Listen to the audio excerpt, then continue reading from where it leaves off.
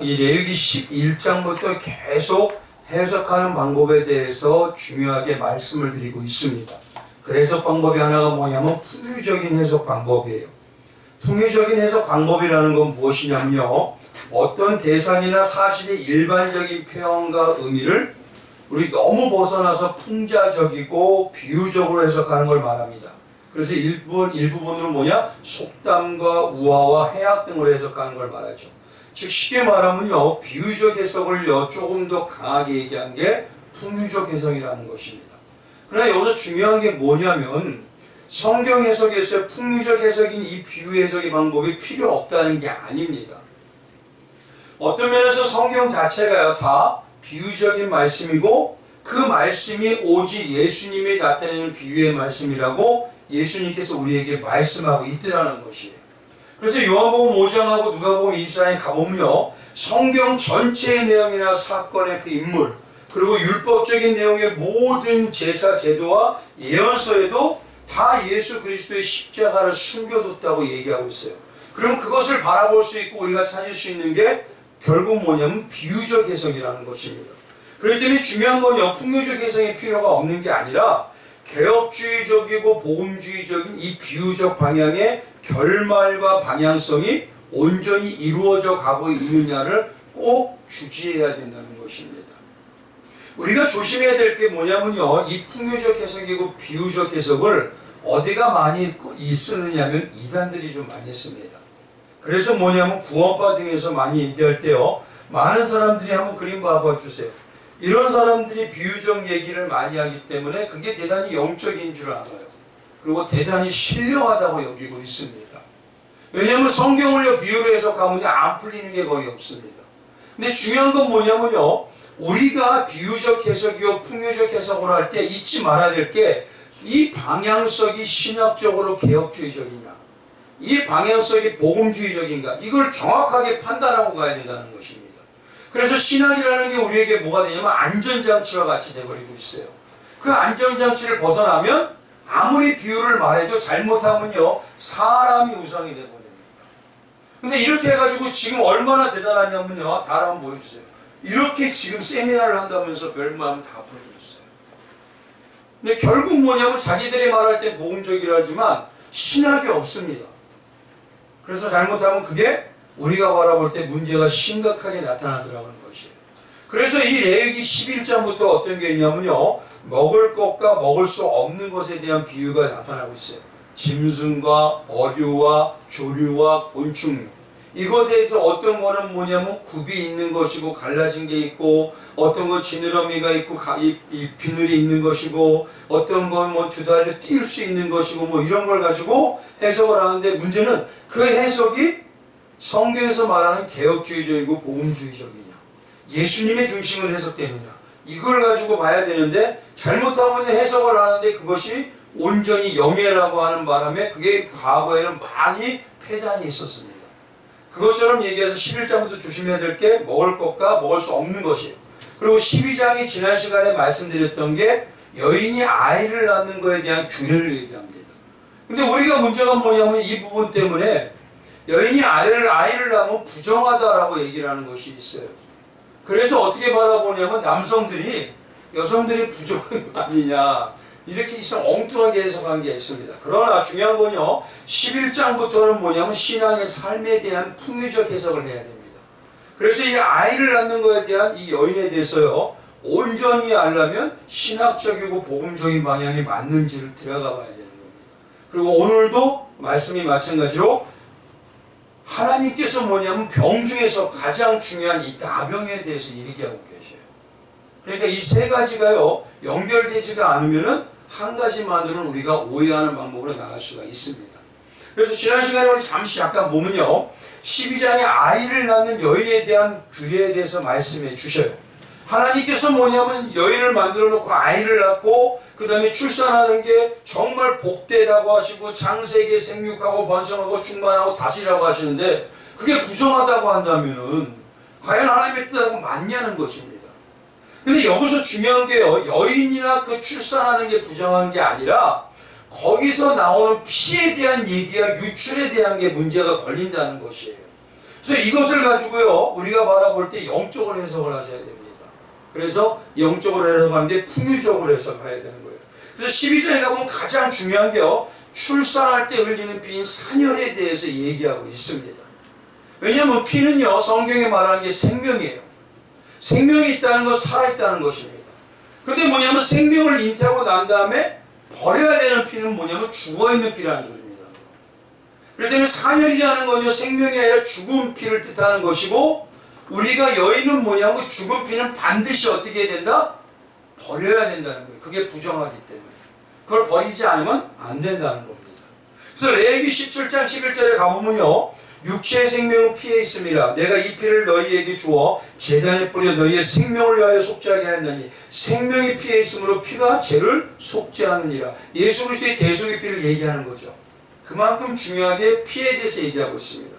그러면요, 중요한 거는요, 레위기 11장 12장의 이 여인이 출산하는 것에 대해서 풍유적으로 해석을 한다면은, 성도는요, 보십시오, 우리가 예수님 안에 들어가서 살아야 됩니다.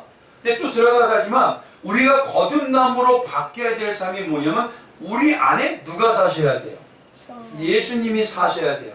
그래서 성경 계시록에 봐도 주님이 우리 안에 들어오길 원하신다는 부분으로 얘기하고 계셔요.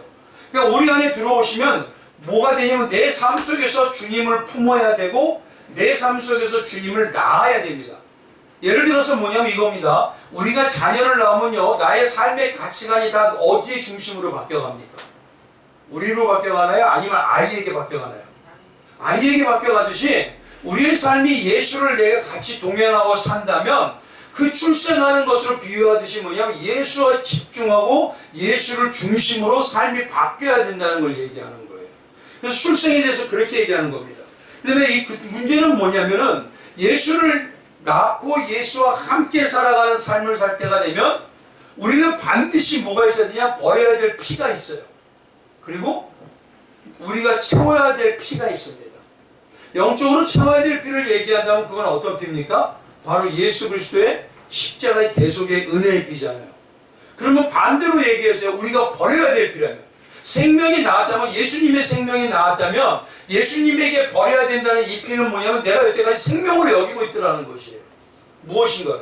예수님 외에 다른 걸 생명으로 여기는 피같이 여기던 거, 그게 뭐냐면 바로 세상인 것입니다. 세상의 생명으로 여기는 그 모든 가치는 버려야 할 피라는 거예요. 너의 생명이 아니라는 겁니다. 그래서 생명으로 채워야 되는 게 예수님의 그 생명의 피를 채우는 사람은, 예수의 출산하고 예수를 낳는 사람은 예수의 삶으로 채워져야지 다른 세상의 것으로 채우는 게 아니라 그건 버려야 된다는 거예요. 그래서 죄는 어떻게 합니까? 반드시 버려야 되는 겁니다. 그래서 이 여인을 얘기할 때 우리가 중요한 게 성경에서는요, 여인을 뭐라고 얘기하냐면 성도로 얘기합니다. 왜냐하면 신랑은 누구죠? 예수님 한 분밖에 없기 때문에. 신랑인 성도와 신부인 성도가, 여인인 성도가 결혼하면 누가 낳아야 됩니까? 그게 바로 예수가 낳아야 되는 거예요. 마찬가지입니다. 그러니까 예수가 우리 안에서 태어나고 우리의 삶의 주관이 되고 예배자의 삶이 되고 예배를 통해서 예수와 함께 동행하는 정말 삶이 되면 세상에 내가 이때까지 생명을 여기던 것, 물질과 그 다음에 사람과 인맥과 명예라고 하는 그 모든 내가 생명을 여기던 세상의 것은 버려야 되는 거예요. 대신 예수님의 십자가의 생명과 하늘의 소망의 생명과 나그네 신앙에 대한 그 생명의 피로 여기던 것은 보혈은 내 안에 채워야 되는 것입니다. 바로 그걸 얘기하고 있어요. 근데 문제는 뭐가 있냐면요, 여인이 아이를 낳을 때요, 아들을 낳으면 40일 동안만 그렇다고 해요. 근데 여아를 낳으면요 80일입니다. 80일. 여기서 성경에서 잊지 말아야 될 게요, 부정하다는 이 말을요 뭐냐면 더럽다는 의미가 아닙니다. 그렇게만 해석을 하면은 그 너무 부분적으로 해석하는 거예요. 부정하다는 건 뭐냐면 다르게 얘기하면 부정하기 때문에 가져야 된다? 어떻게 돼야 된다는 거죠? 부정하기 때문에 버려야 된다는 소리입니다. 그래서 버려야 된다는 의미가 때문에 부정은 뭐냐? 버려야 되기 때문에 우리 신앙 안에서 버려야 되는 게 바로 죄라는 것입니다. 그래서 본질적으로요, 예수 그리스도만으로 건강하게 살아가야 될 신부인 여인인 성도는 내 욕망과 욕심이 제 피는 내 생명을 여기 있던 거 버리고 예수를 채우는 거예요. 근데 중요한 건요, 아들은 왜 40일일까요? 여인이 아들을 낳아요. 그럼 봐보시죠. 영적으로 보세요. 성도라는 여인이 신랑이라는 예수를 통해서 아들을 낳아요. 그럼 누구를 닮은 자입니까? 예수잖아요. 예수를 낳을 때 40일이라는 건 뭐냐면요, 부정하는 게 아니라 그 40일 동안은 예수로 채워지는 기간이에요. 그래서 성경에 바라보면 출애굽기도 몇 년? 광야 몇십 년? 몇 년? 40년. 그리고 십계명을 받을 때 모세가 돌판을 받기 위해서 올라간 때가 몇 년? 얼마? 40일입니다. 그래서 이 가장 중요하게 여겼던 게 핵심이 무엇이냐? 마태복음 5장에 가면 예수님이 광야에서 뭐 하시죠? 40일 금식하시고 오셨는데 누가 시험을 해요? 마귀가 시험이죠. 근데 뭐로 이기셔요? 말씀으로. 그렇죠. 그러니까 말씀을 채워야 되는 기간이에요. 아멘. 쉽게 말하면. 그러니까 아들이 내가 낳았다 그래서 아들로 끝나는 게 아니라 아들과 함께 동행하면 이 아들의 삶이 전부가 되는 40일. 그게 뭐냐? 세상의 피는 버리고 예수의 피로 채우는 그 40일이에요. 그러니까 뭐냐? 그게 영적인 금식 기간이라는 소리입니다. 그래서 쉽게 말하면 이겁니다. 내가 세상에서 있던 그 모든 금식 기간을 하나님 말씀으로 채우는 기간이기 때문에 마태복음 5장처럼 성도가 오직 성령의 능력으로 하나님의 능력으로 이기는 사단을 이기는 방법은 뭐밖에 없다? 말씀으로 채워서 아들로만 채워지는 거. 내 삶의 아들로만 채워지는 그 기간이 바로 40일이에요. 그래서 신명기 8장 3절에 뭐라고 하죠? 너를 낮추시기도 하며 너를 줄이기도 하시면 또 너를 알지 못하며 내 조상들과 알지 못하는 만나를 내게 먹이신 것은 사람이 떡으로만 사는 게 아니라 뭐래요? 여호와 입에서 나오는 모든 말씀으로 사는 줄을 알게 하는 거예요. 그래서 하나님의 말씀은 결국 뭐죠? 말씀이 육신이 돼서 오신 분. 그러니까 40일 동안이라고 하는 이유는 예수 그리스도에 낳고 예수 그리스도에 동행하는 삶이 금식과 같이 세상의 건 버리고 예수로 채워진 40일이에요. 근데 왜 요한은 80일일까요? 요한은 뭐냐면요, 한번 보십시오. 여인은 누구라 그러죠? 말했죠? 성도라 했죠. 그러면 성도가 성도를 낳아요. 성도에게 생명이 있어요? 없죠. 우리는 아들인 신랑인 예수님에게 받아야 돼요. 근데 성도가 예수님에게 받지 않고 성도가 성도를 낳아버려요. 이게 무슨 말일까요? 쉽게 말하면 이걸 신앙으로 말하면 이겁니다. 여인이 성도가요, 유일한 신랑이시고 왕이신 예수님 안에 과물에 내서 예수님을 품고 예수님을 잉태해야 되는데 그게 아니라 사람을 잉태해요. 사람을 잉태하는 게 뭐냐면 어떤 목자, 어떤 은사자, 어떤 사람, 어떤 외적인 건물과 모습, 어떤 규모, 어떤 명예. 근데 이 땅의 것은요, 생명이 없어요. 근데 이런 것들로 채워지는 때가 80일이에요. 그러니까 쉽게 말하면 사람의 것으로 채워주는 걸 어떻게 하죠? 40일 동안 없애는 기간이고 다시 예수의 것으로 채우는 게 40일 동안 채우는 기간이에요. 그래서 80일인 겁니다. 무슨 말인지 알겠죠? 근데 문제는 뭐냐면 한국의 교회가요, 예수보다 사람이 채워주는 경우가 많아요. 그러면 교회 안에서 하나님이 무슨 작업을 먼저 할까요? 사람으로 채워지는 그 작업을 지워내는 작업을 하셔요. 그래서 덜어내는 작업을 하시는 거예요. 그래서 여인을 얘기할 때 남아와 여아를 얘기하는 그 이유는 풍유적이고 비유적으로 해석을 해야 돼요. 근데 그 방향성이 올바른 게 뭐냐? 남아인 예수를 품고 예수를 출산할 때는 예수와 동행하는 삶이 되기 위해서 세상을 끊고 예수의 것으로 채우는 금식하는 삶이 40일이고 여아를 품을 때 80일인 건 뭐냐면 사람이 우리 안에 각인되었기 때문에 그 사람을 끊어내는데 40일, 예수로 다시 하나가 되는데 40일에서 그 모든 금식하고 말씀으로 다시 채우는 기간, 그게 80일이라는 소리입니다. 그래서 그걸 가지고 여호와 남아의 출생에 대해서 얘기하는 거예요. 오늘은 바로 13장입니다.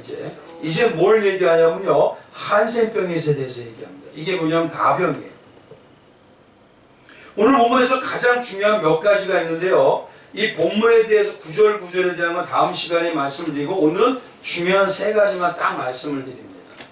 먼저 오늘 본문이 나병을 중요하게 할 수 있는 이유가 온전히 이해하려면요, 문둥병에 대한 이 나병에 대한 성경적인 견해를 먼저 알아야 됩니다. 성경에서 자주 언급하는 질병 중에 하나가 바로 나병이에요. 그게 문둥병입니다. 왜냐하면 이 한센병은요, 영적으로 말해서 죄의 속성을 가지고 있기 때문에. 그래서 병으로 치면은 고대 히브리인들은요, 나병을 뭐라고 여겼냐면 죄의 결과로 하나님의 저주와 벌을 내려주신 상징적인 벌받은 상태, 그렇게 얘기했습니다. 그래서 성경에 보면 나병을요, 치료하다, 고치다라는 말을 사용하지 않습니다. 병이 아닙니다. 그건 하나님께서 뭐냐면 징계를 받은 거기 때문에 깨끗하게 하다라고 표현해요. 깨끗하게 하는 건 뭐죠? 죄가 없어짐으로 영적으로 깨끗하게 된다는 소리입니다. 그래서 나병을 깨끗함에 받았다라고 하지 나병을 고침을 받았다라고 하지 않습니다. 성경에. 이게 중요한 겁니다. 그래서요. 그래서 성경은 나병을 영적으로 인간을 깨끗함을 받아야 할 죄로 말하고 있어요. 그리고 이 내용에 대해서 얼마나 중요하냐면 예배를 마는 이 예외기의 제사자들에서요, 장장 오늘 13장하고 다음에 14장까지가 두 장이 이 나병에 대해서 얘기합니다. 13장의 말씀은요, 나병의 병에 걸린 사람을 분별하는 방법과 나병에 걸리면 어떻게 해야지 돼야 되는 말씀을 하셔요. 그러니까 나병을 걸리면 너는 어떻게 해라, 뭐 어떻게 해라고 하셔요. 그게 바로 뭐냐면 뒤에 나중에 말씀하시는 뒷부분에서 너희는 뭐 옷을 찢고 뭐 쟤를 뿌리면 별릴 때 다 있습니다. 그거 다음 주에 말씀을 드립니다. 근데 14장에서 뭐라고 하냐면 나병에서 회복된 사람은 어떻게 해야 된다라는 걸 또 기록하고 있어요. 나병에서 회복된 사람. 특히 오늘 본문에서요, 중요하게 봐야 할 내용이 뭐냐면 예배의 삶을 살아야 할 성도의 삶을 말하는 이 레위기. 레위기는 뭘 얘기하냐면 성도가 예배가 중심이 되는 삶을 살아야 된다는 것입니다. 근데 이 레위기에서 나병이 나오는 순서를 잘 보셔야 됩니다. 삶을 얘기할 때 삶을 얘기하는 이 레위기는요, 1장부터 10장까지가 제사제도입니다. 다. 번제, 소제, 속건제, 속제제, 이거 제사제도인데 11장에서부터 뭐냐면은 먹을 것과 먹지 말아야 될 것, 12장에 여인이 출산하는 것, 13장이 나병이에요. 이 순서를 잘 기억하셔야 됩니다. 그래서 영적으로 이 특징과 결과가요, 이게 어떻게 우리에게 이루어져야 되는지, 이게 바로 신앙의 방향성입니다. 그래서 오늘 본문에 말하는 거예요. 그럼 레위기 13장이 이런 나병에 대해서 무엇을 강조하는지 먼저 알려면 가장 중요한 게 나병이 영적으로 무엇이다. 그 첫 번째가 뭐냐면 나병이 과연 영적으로 무엇이라고 하느냐, 그걸 이제 이렇게 말씀드립니다. 나병은요, 문제병 어때요? 제일 문제가 뭐냐? 일단 감각이 없어져요. 감각이 없어요. 느끼질 못해요. 영적으로 죄에 우리가 쌓이면요, 내가 잘못하고 있는 걸 못 느껴요. 난 다 잘하고 있어요. 나는 언제나 건강해. 그렇기 때문에 우리가요, 문제가 뭐냐? 진짜 건강한 사람은 어떻다고요? 나 아파요. 나 괴로워요. 나 죄인이에요. 나 치료해요. 이 사람이 건강한 겁니다. 그럼 한번 보십시오. 고통을 느끼는 게 좋은 거예요? 고통을 느끼지 못하는 게 좋은 거예요? 느끼는 게 좋은 거죠. 진짜 병은 뭐냐면 고통을 못 느껴요. 그건 치료할 방법도 없습니다. 근데 바로 뭐냐면 죄가 그렇다는 거예요. 그래서 인간은 죄를 해결할 방법이 아무것도 없어요. 다 누구밖에 없으세요? 예수님. 그렇죠. 그래서 이 문병병이 걸리면 어떻게 되면 손가락이 떨어지고 발가락이 문드러져도요, 모릅니다. 그래서 당시 기준으로는요, 고칠 수 있는 방법이 없기 때문에 결국 뭐느냐, 죄의 마지막은 뭐죠? 사망이죠. 그래서 죽음에 이르는 병이다 라고 했어요. 그래서 하나님의 질병이 천형이라고 하고요, 이걸 그래서 죄에 대한 것으로 히브리 사람들은 분별한 거예요. 여기서 보면요, 오늘 보면 14절에는요 뭐라고 나와 있냐면 생살이라는 말이 나와요. 생살. 생살이라는 말이 뭐냐면 예전 개혁 한글 성경이요, 난육이라고 했어요. 난육.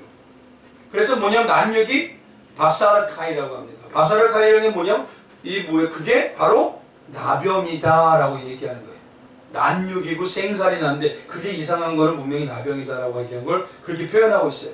그럼 오늘 잘 보십시오. 어떻게 표현하면요, 레위기 13장에 가면 14절에도 지금 앞에서 계속 나병에 대해서 얘기해요. 그리고 14절에도 난육이라고 생사이라고 하고 24절에는 뭐냐면 화상으로 생긴 나병을 또 얘기해요. 이하에는 29절 이하에는 뭐냐면 머리나 수염 속에서 난 나병을 찾아서 조심하라고 또 얘기해요. 이걸 정말 주밀하게 계속 얘기해요. 어디 부분 어디 부분 어디 부분 어디 부분 어디 부분 하나님께서 아주 그냥 귀찮을 정도로 얘기하십니다. 그리고 29절 이하에는 뭐냐면요, 머리나 수염에 난 나병을 찾아서 조심하는데 이걸 지금으로 얘기하면 건선과 백선과 어우러기 같은 곰팡이균에 대한 것들이에요. 왜냐하면 자칫 이 곰팡이균에 걸린 건 나병은 아니에요. 그러나 문제는 뭐냐면 그만큼 어떻게 알아? 나병을 추민하게 체크하라는 점입니다. 왜냐하면 그만큼 하나님의 백성들에게 어마어마한 영향을 끼친다는 거죠. 그래서 40절 이하에는 뭐라고까지 되어 있냐면요, 대머리가 참 많았나 봐요. 당시도 40절 이하에도요, 대머리나 이마에 생긴 부분까지도 나병인지 제사장은 점검하라는 겁니다. 결국 이건 뭡니까? 나병이라는 건 뭐냐면요, 죄를 말한다면 죄는요, 성도가 어떻게 해요? 작은 증세까지도 점검하지 않으면 결국 어디가 영향을 끼친다? 영혼의 생명에까지 영향을 끼친다는 거예요. 그래서 지금 뭐냐면 하나님께서 이 종류별로 중요한 거예요. 계속 죄를 얘기하지 않고 뭐 24절에 29절에 어디 머릿속, 수염 속, 대머리 속 뭐 어디 그걸 계속 얘기하는 거예요. 그만큼 뭐냐면 집요하게 우리는 분별하라는 거예요. 그럼 예를 보세요. 레위기의 삶이 뭐죠? 예배자의 삶이잖아요. 그럼 예배에서 잊지 말아야 될 거 뭐냐? 은혜를 받기를 하면은 나에게 뭘 점검하라는 겁니까? 다시 회복하려면 뭘 점검해야 된다는 거예요? 신앙을 점검. 내 안에 하나님이 원하지 않은 죄성이 있는지. 그 죄성이 뭐냐? 예수 그리스도와 동행하는 믿음이 약한지 강한지, 지금 좋아지고 있는지 나빠지고 있는지, 이거를 지금 하나님께서 나를 만지는 방향으로 신문주의 점검을 계속 하셔야 돼요. 두 번째는 뭐냐면요, 레위기의 나병이 나오는 이 순서를 잘 보셔야 됩니다. 아까 11절부터 말씀을 드렸죠. 신앙과 예배의 삶에서 무엇에 가장 집중해야 되는지 말하고 있는 겁니다. 첫 번째가요, 이 레위기에 나오는 이 순서를 보면 첫 번째가 뭐냐면 11장인데 레위기요, 11장에는요 먹는 것에 대한 정한 짐승과 부정한 짐승에 대해서 얘기해요. 이 말은 신앙에서 삶에서 가장 중요하다. 우리가 하나님하고 같이 사는 삶에서 가장 중요한 게 바로 예배 삶이잖아요. 근데 예배가 쉽게 말하면 뭐다? 먹는 거예요.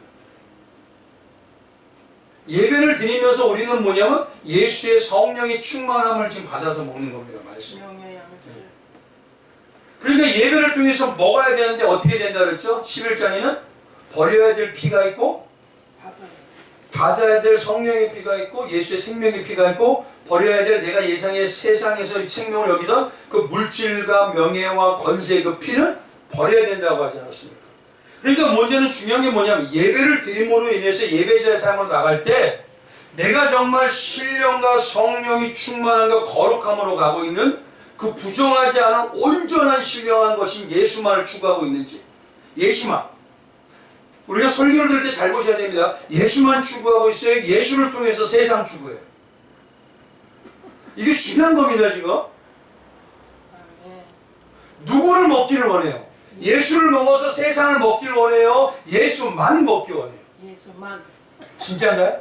아멘. 요거 중요한 겁니다, 아주. 그래서 첫 번째 뭐냐면 예배자, 이 레위기를 말한 예배의 삶은 먹는 삶이다. 그러니까 가장 중요한 게 지금 예배를 드리면서 먹는 예배는 설교, 말씀, 찬양이에요. 우리가 전번에 이런 말씀 드렸죠. 찬양 속에도요, 하나님이나 예수님이 없는 찬양이 있다고. 오늘 같은 경우. 그래서 이걸 계산한 겁니다. 하늘을 보아요가 아니라 누구를 봐요? 예수를 보아요. 근데 거기 예수 하나 안 들어가. 그렇죠. 그러니까 그거를 내가 예수만 먹기를 소망하는 자로서 살아가고 있는지, 아니면 예수도 먹고 세상도 더 먹기를 원하는지, 요 지금 뭐냐, 예배가 그만큼 중요하다는 거예요. 그러니까 설교가 너무 중요한 게 뭐가 있냐면 예수를 보여주고 있는지, 예수를 통해서 세상 사람에게 초점이 맞춰지고 있는지, 이건 지금 뭐냐면요, 해석시키는 겁니다. 그래서 예배는 뭐가 있냐? 예배는 가장 중요한 게 먹는 거예요. 먹는 이 예배를 통해서 내가 먹어야 될 건 누구냐? 예수의 피. 내가 예배를 통해서 버려야 될 건 뭐냐? 세상에 내가 힘으로 여기던 그 피. 이걸 분명히 분별해야 된다는 거예요. 그래서 11장에 먼저 너희가 먹을 때 뭘 먹고 뭘 채우고 있느냐라고 얘기하시는 겁니다. 그렇게 우리가 채우고 먹게 되면요, 우리가 어떻게 되죠? 두 번째 12장에 예수를 품게 됩니다. 그게 바로 뭐냐면 예수를 잉태하는 거예요. 여인이 예수를 잉태하는 거예요. 그래서 뭐냐면 여인이 예수를 잉태하고 나면은요, 그 예수가 정말 온전히 잉태하고 남으로 인해서 예수 집중의 삶이 됩니까? 예수에 집중이 아니라 예수를 닦다고 하는데 여전히 또 세상에 집중이 되고 있습니다.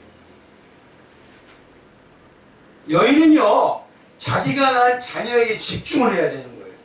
그게 아까 말씀드린 그 남아는 40일, 예수와 하나 동행하는 그 40일 훈련, 금식. 근데 여호와가 80일이라는 건 세상의 삶이 내 안에 각인이 되면 그걸 먼저 도려내야 돼요. 그리고 다시 예수를 채워야 돼요. 근데 지금의 교회가 많이 문제가 뭐냐면 제가 너무 많이 들었어요. 제가 무역지사 할 때 우리 목사님, 우리 교회,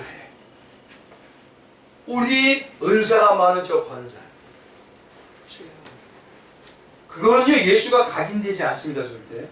왜냐하면 지금 누가 벌써 각인됐어요. 사람이 내 안에서 잉태되어 버렸어요.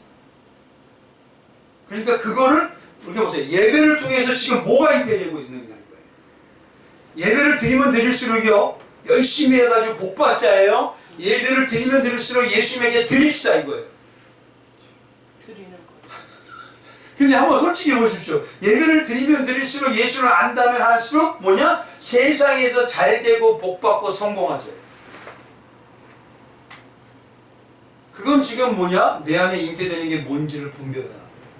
그래서 먼저가 먹는 거, 두 번째는 너희 안에서 품어지는 게 뭐냐는 거죠. 그리고 세 번째가 오늘 말씀하신 가장 중요한 것, 죄는 주밀하게 분별해야 된다. 왜요? 죄는요, 나도 모르게 들어오기 때문에. 그만큼 철저하게 분별해야 돼요. 왜냐하면 이 중요한 게 여기서 세 번째가 뭐가 있냐면요, 잘 보십시오. 한번 10장에 한번 가보십시오. 성경에 가보면. 맨 먼저요, 2절에 나오는 말이, 똑같은 말이 반복되고 있어요. 나병 같은 것이 생겨도 그는 곧 누구에게? 2절에 만일 사람이 그의 피부에 무엇이 돋거나 포로지가 나거나 승점이 생겨서 그의 피부에 나병 같이 생기거든 그를 곧 누구에게요? 아론에게. 바로 제사장 아론에게. 제사장입니다. 또 3절에도 뭐냐면 나병에 함부라 제사장이 이를 진찰하며. 제사장이에요. 또 4절에도 이래 동안 얘기하고 5절에 뭐냐면 제사장이 그를 진찰하며. 6절에도 제사장이 또 진찰하며. 7절에도 제사장이 다시 보일 것이며. 8절에도 뭐냐면 제사장은 진찰할지니. 9절에도 뭐냐면 제사장에게로 데려가라. 나병이 있으면 왜 자꾸 제사장에게 데려가라 그러죠?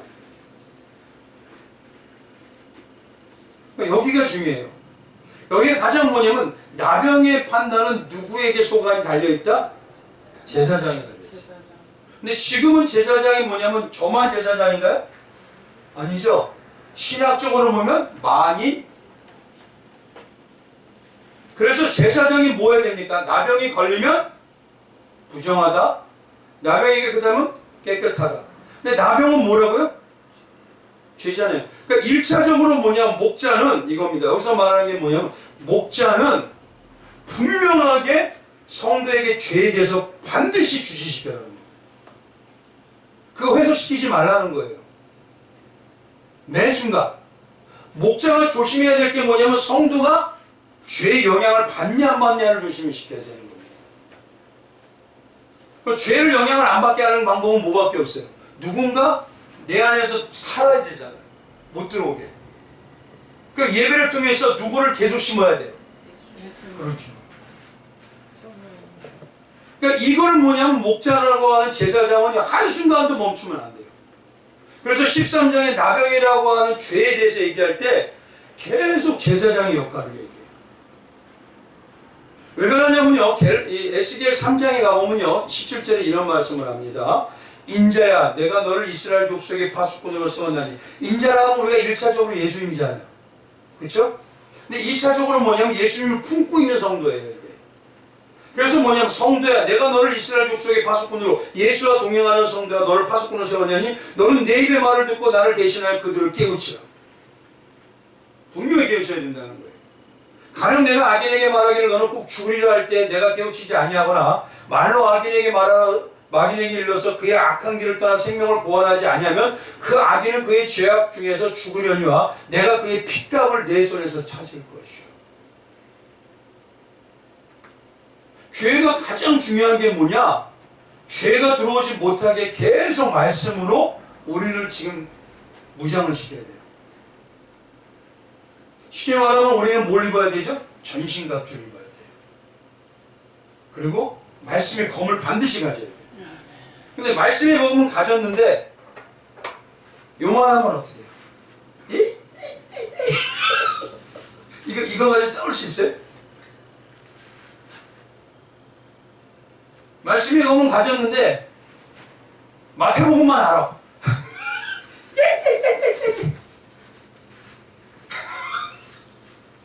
말씀의 검은 가졌는데 바울서신만 알아요. 로마서만. 얼마나 쓸 수가 있죠? 그러니까 중요한 건요, 제사장이라는 건 뭐냐면 여기 제사장뿐만 아니라 우리 안에서 죄에 대해서 경계함이 정확하게 나와야 돼요. 그거를 해석시키면 안 된다는 소리입니다. 그러니까 하나님의 백성들에게는 뭐냐면 죄에 대한 심각성을 계속 강조해야 돼요.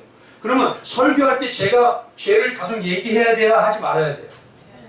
그래서 저희 교회가 하는 말이 뭡니까? 맨 먼저 복음서를 얘기하든 비유를 얘기하든 창세기를 얘기하든 종료주를 얘기하든 부활주를 얘기하든 뭘 얘기를 하죠? 십자가를 드러내기 위해서 내가 바로 죄인입니다. 이거 얘기하는 거예요. 이거 철저해야 됩니다. 왜냐하면 성도들의 문제는 뭐냐면 지금 이 시대가요, 죄에 대해서 얘기하면 싫어해요. 그냥 죄로 얘기하지 말고 조그만 실수를 해주세요.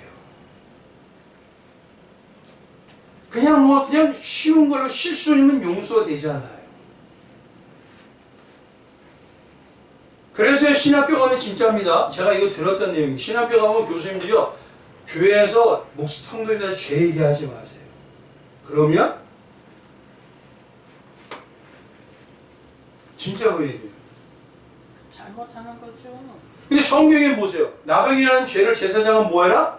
분별해라, 판단해라, 거기 앞에 가라, 깨끗하다 하라, 부정하다 하라, 계속 얘기해요.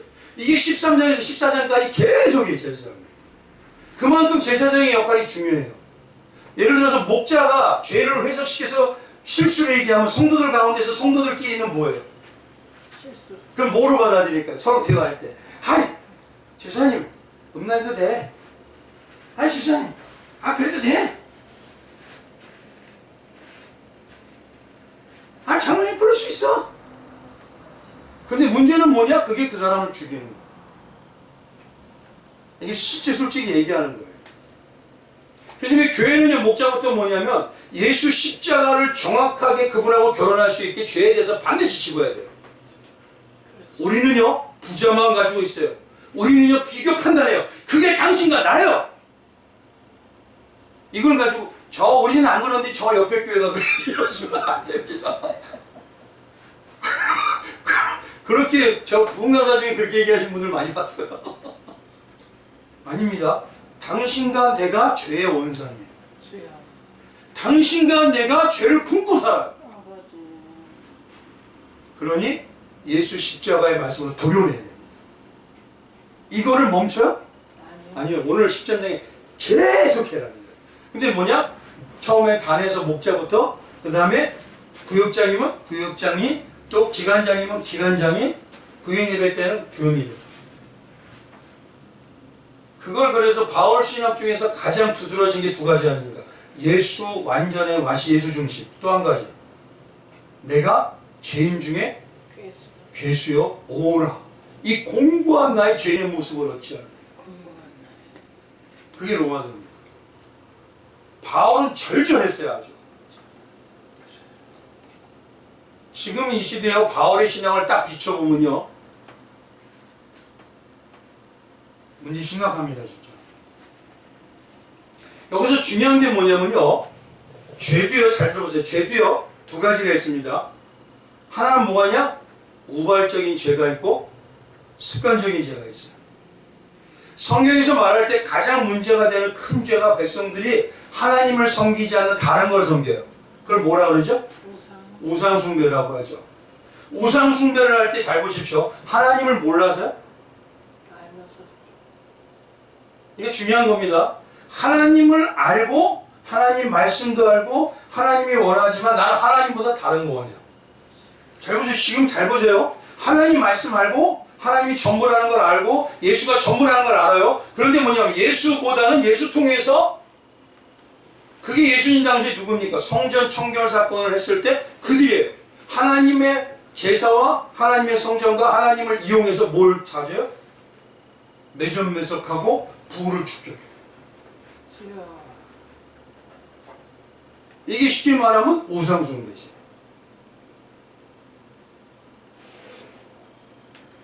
하나님을 온전히 섬기고 예수만을 전부로 여길 때 하나님이 주시는 부, 그거는 하나님의 축복이에요. 복이고.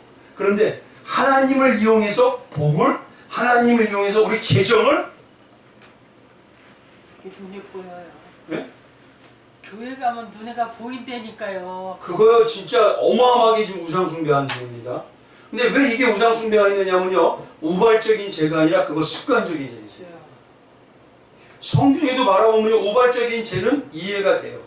정상 참작이 돼요. 왜냐 그건 원하지 않았는데 나도 모르게 했기 때문에.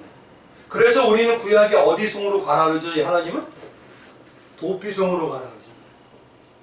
그건 인정해 주겠다 이거예요. 그런데 너희들 습관적인 죄를 너희들은 당연한 듯이 짓고 있다는 얘기예요. 출애굽기에 보면요, 이 습관적인 죄로 인해서 나타나는 게 뭐가 있냐면 하나님이 당연히 용서하시겠지. 하나님 하나의 백성이니까 나를 당연히 봐주겠지. 그러면서 나타나는 게 우리에게 보이는 게 하나님의 이름을 망령되게. 망령되게 한다는 그 말이냐. 출애굽기 20장 10절에 가면요, 너는 내 하나님 여호와 이름을 망령되게 부르지 말라. 이 망령되게 의미가 뭔지 아십니까?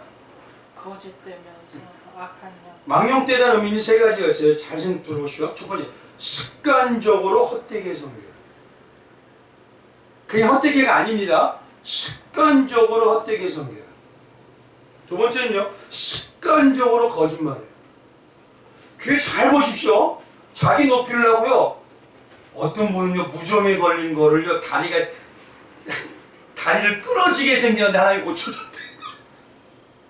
요거 습관적으로 계속 거짓말하는 겁니다. 그러니까 간증도 조심해야 되는 거예요. 나도 모르게 그냥 이게 자꾸 부풀려요. 그래서 망령되게 하는 거 첫 번째 뭐냐, 헛되게 섬겨요. 두 번째, 헛되게 섬긴다는 건 뭐냐면 하나님을 온전히 섬기는 거예요. 하나님을 섬기는데 누구 때문에 섬기는 거예요? 나. 이게 뭐냐면 당연히 습관적으로 나와야지.